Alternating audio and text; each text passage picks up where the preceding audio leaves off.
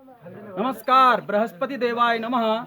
आज हम उपस्थित हैं गुरु बृहस्पति देव के प्रांगण में, जो कि ओखलकांडा ब्लॉक के जो सर्वाधिक ऊंचाई के क्षेत्र में स्थित है गुरु बृहस्पति देव जी का मंदिर। जैसा कि आप देख पा रहे हैं मंदिर प्रांगण। और आज हम यहाँ पर अपने विद्यालय के छात्र छात्राओं को और कुछ क्षेत्र के जो हमारे युवा वर्ग है उनके साथ यहाँ पर उपस्थित हैं। जैसा कि आपको विदित ही होगा, गुरु बृहस्पति देव के मंदिर कुछ चंद मंदिर ही भारत में हैं। उनमें से यह सर्वाधिक ऊंचाई पर स्थित गुरु बृहस्पति देव का मंदिर है। आज लेकिन दुख की बात यह है कि जिस प्रकार हरिद्वार में आप लोगों ने देखा होगा, चंडी देवी, मनसा देवी के लिए जाने के लिए पर्यटकों की भीड़ रहती है और वहां जाने के लिए ट्रॉली, उड़न खटोला आदि कई प्रकार की व्यवस्थाएं हैं। लोग वहां आसानी से पहुंच जाते हैं। उसका प्रचार प्रसार है और उसमें कई प्रकार के लोगों को, वहां के आसपास के लोगों को रोजगार मिलता है।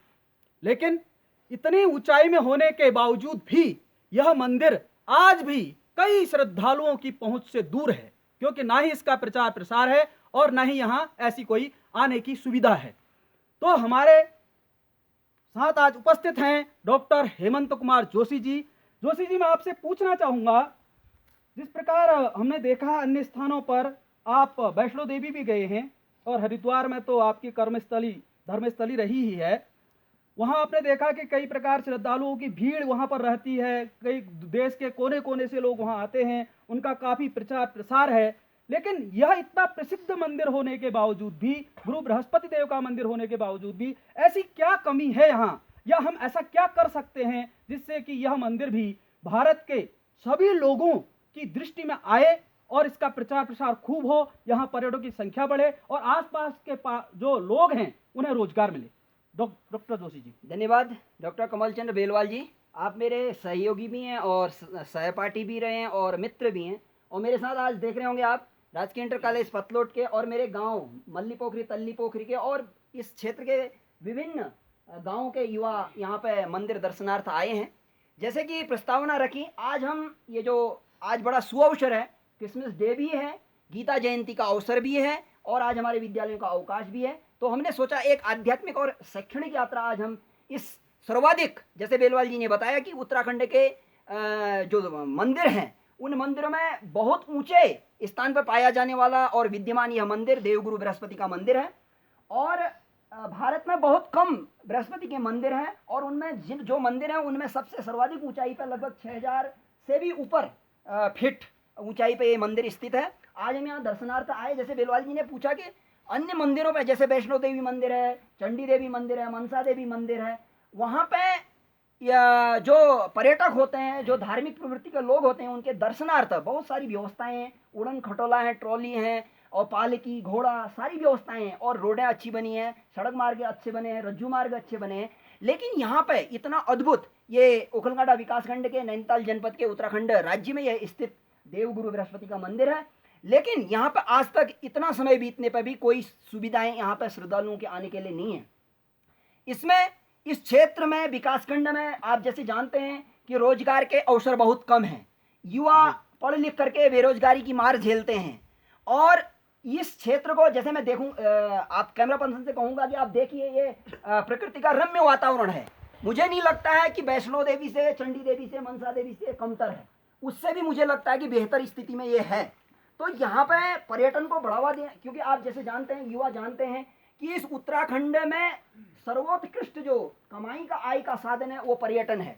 यदि पर्यटन के क्षेत्र में हमारे क्षेत्रीय विधायक श्री राम सिंह काड़ा जी हैं, हमारे नैनीताल उधम सिंह नगर के सांसद अजय भट्ट जी हैं, हमारी सरकार है, हमारी जनप्रतिनिधि हैं, हमारे राजनेता हैं, इस वीडियो के माध्यम से उन सभी लोगों से मैं आग्रह करना चाहूँगा, एक शिक्षक के रूप में निवेदन करना चाहूँगा कि हम विकास के नाम पे केवल सीसी खड़ंजे तक सीमित न रहें।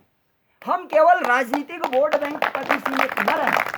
हम इस देवगुरु बृहस्पति के मंदिर को न केवल ओखलकांडा अपितु उत्तराखंड का एक सर्वोत्कृष्ट पर्यटक स्थल और धार्मिक स्थल बना सकते हैं, जब हमारी दृढ़ इच्छा यदि बलवती हो। तो मैं जैसे बताऊंगा कैसे हो सकता है। हम जैसे आए, आज लगभग ऊपर 5 किलोमीटर पैदल चल के आए रोड से, और पूरी चढ़ाई थी। सब हम लोग बड़े आनंद के साथ, जयकारे के साथ और आध्यात्मिक अनुभूति करते हुए आए। यदि मैं कहता हूं कि 2 विकल्प रखे जाएं, उसमें एक रखा जाए पैदल मार्ग, अभी रास्ता बहुत खराब है, अभी बिल्कुल चलने में भी दिक्कत होती है, यानी कोई इस प्रकार का विकास नहीं हो रखा। दूसरा विकल्प रखा जाए, एक पुटपुड़ी नाम की जगह है, देवली नाम की जगह है, वहां से हम ट्रॉली रज्जू मार्ग बना सकते हैं, जिससे जो हमारे न केवल उत्तराखंड के अपितु देश के विभिन्न कोनों से आए हुए लोग आराम से इस देवगुरु बृहस्पति मंदिर का दर्शन कर सकें।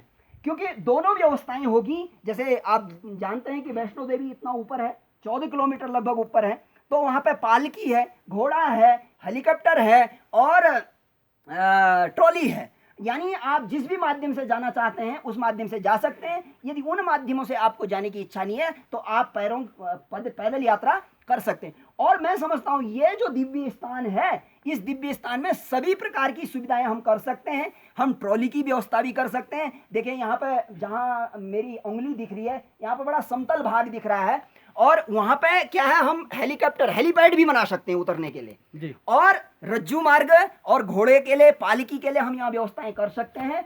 और ये समस्त युवा हैं, ये सारे अध्ययनरत, कई स्कूल्स में पढ़ रहे हैं, कॉलेजेस में पढ़ रहे हैं, सारे अध्ययनरत हैं और कई आगे बहुत आगे रिसर्च कोर्स करेंगे, अच्छी PhD करेंगे, यानी शिक्षा के क्षेत्र में आगे जाएंगे। तो इन लोगों से भी मुझे आग्रह है कि आप, आजकल सोशल मीडिया बड़ी सशक्त माध्यम है, आप सोशल मीडिया के माध्यम से ये हमारे विचारों को ऐसे प्रसारित करें कि जो हमारे राजनेता हैं, जो केवल, मुझे कहने में यद्यपि मंदिर प्रांगण है, क्योंकि मैं अपने लिए नहीं कह रहा हूं, ये मैं जनहित के लिए कह रहा हूं, क्षेत्र के विकास के लिए कह रहा हूं और युवाओं के रोजगार के लिए कह रहा हूं। वैष्णो देवी में 1 लाख से अधिक लोग डायरेक्ट रोजगार से केवल वैष्णो देवी धाम की वजह से जुड़े हुए हैं। तो हमारे यहाँ यदि ओखलकांडा के इस क्षेत्र में रहने वाले 10,000 लोग भी अगर इस पर्यटक स्थल से जुड़ करके रोजगार के साथ जुड़ जाते हैं तो ये हम लोगों के लिए, सबके लिए सुखद अनुभूति होगी, सबका सौभाग्य होगा और सबके घर खुशहाल होंगे।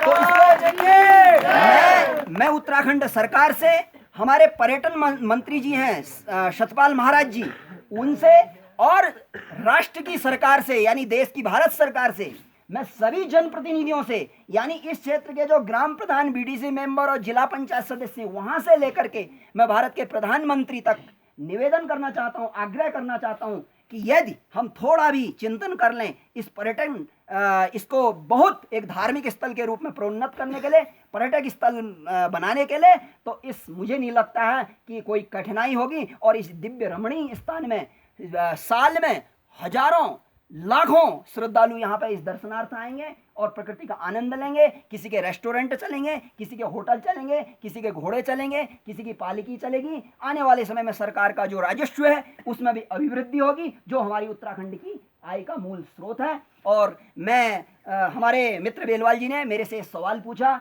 और हमारा कर्तव्य भी है कि एक शिक्षक के रूप में हम कुछ समाज के लिए भी कुछ दे करके जाएं, कुछ सक्रियता बनाए रखें। तो हो जाता है। तो इसलिए मैं बेलवाल जी का भी धन्यवाद करूंगा और सभी युवा भाइयों का धन्यवाद करूंगा। नमस्कार। धन्यवाद जोशी जी, आपने बहुत अच्छा मार्गदर्शन किया।